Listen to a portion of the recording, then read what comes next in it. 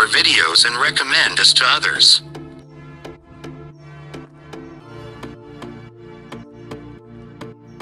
The 1949-53 Oldsmobile 88 was a breakthrough design. The first-generation Oldsmobile 88 was a hugely important car. When it came out in 1949, it introduced one of the first post-war overhead valve V8 designs, the famous Rocket V-8. That large and powerful V8, combined with relatively light body, was a formula that later blossomed into the muscle car. The Olds 88 was also one of the fastest automobiles in America at the dawn of the 1950s, and it was the car to beat in NASCAR racing, winning 10 out of 19 races in the 1950 season. The same year, an Olds 88 won the grueling 2,000-mile-plus Carrera Panamericana road race in Mexico.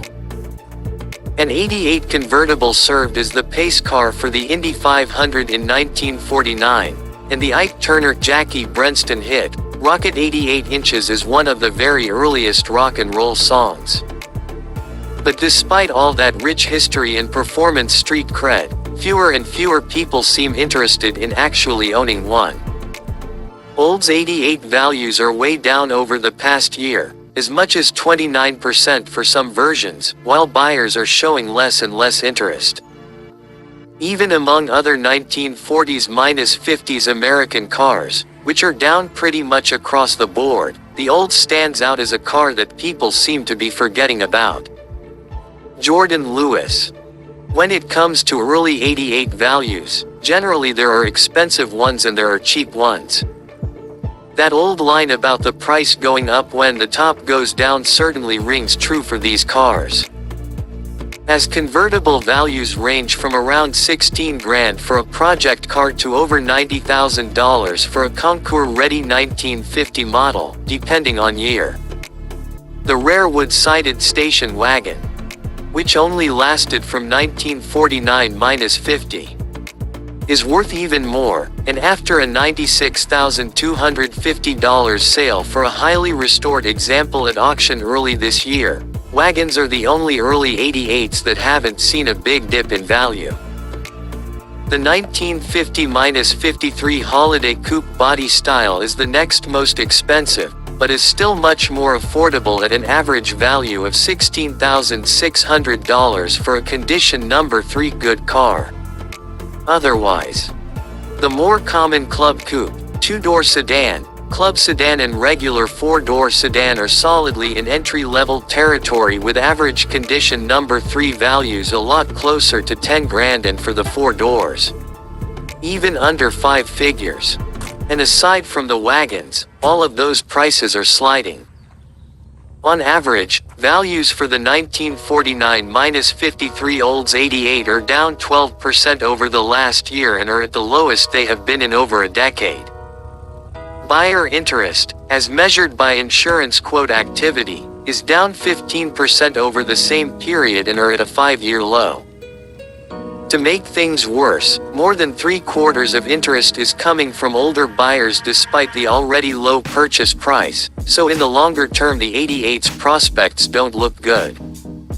And even though the Olds 88 had a lot of pep in its day, it's downright slow by modern standards and even 1960s standards, with no more than 135 to 165 HP from its 303 cu in V8 and drum brakes in a vehicle that weighs nearly 2 tons. 1951 Oldsmobile 88 Mecum.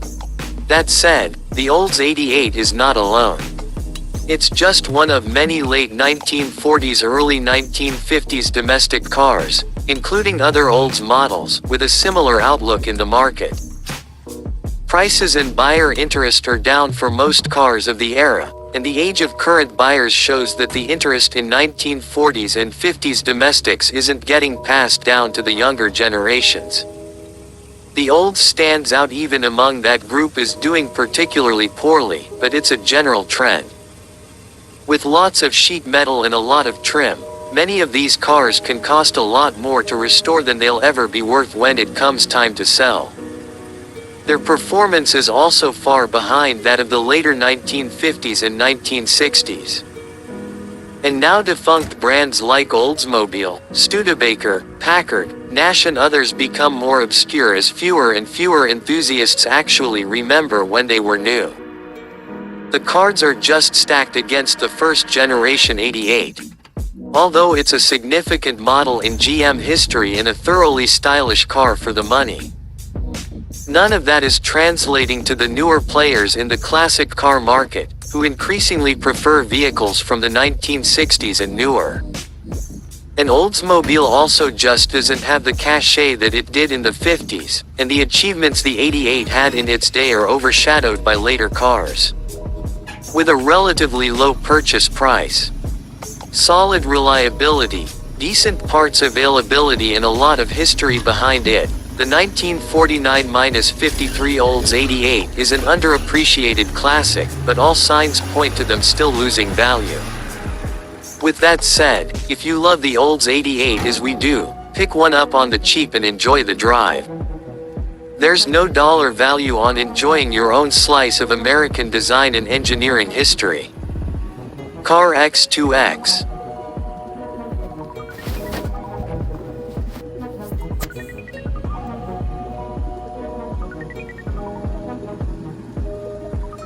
Follow our videos and introduce us to others. Don't forget to like and comment. Thank you for watching my video.